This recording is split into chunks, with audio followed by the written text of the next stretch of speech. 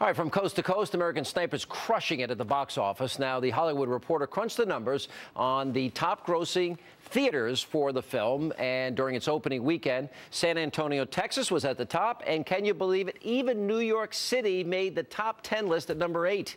Moviegoers agree. American Sniper's a big hit, but why are some in Hollywood giving the movie such a hard time? Now, does Tinseltown, do they have their own agenda?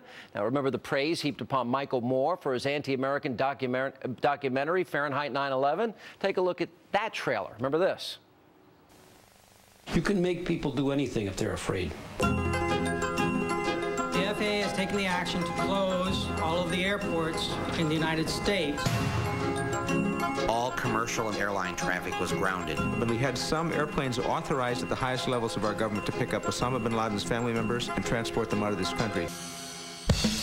Congressman, trying to get members of Congress to get their kids to enlist in the Army and go over to Iraq. The USA Patriot Act allows for searches of medical and financial records. It gives law enforcement almost unlimited power. Well, what about Hollywood darling, friend to the late Venezuelan dictator Hugo Chavez? You know, director Oliver Stone, who often makes comments like these.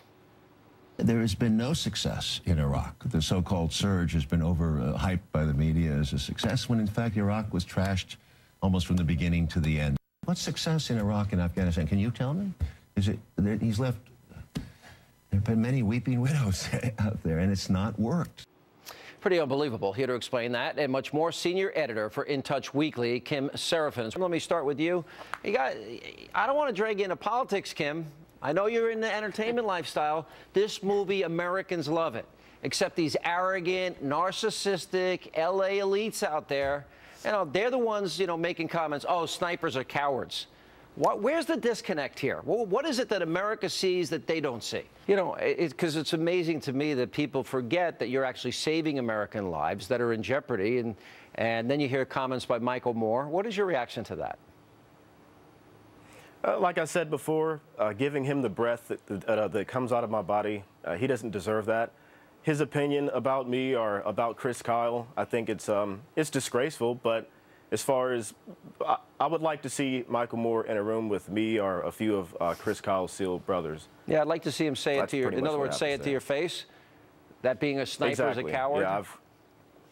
Yeah, I've never had anybody say that to me personally. So no, why do I think he wouldn't have the courage to do that? It's pretty interesting. He's even tried to, you know, cower away from his own comments, even though it was clear what he meant. Oh, I didn't actually mention American Sniper.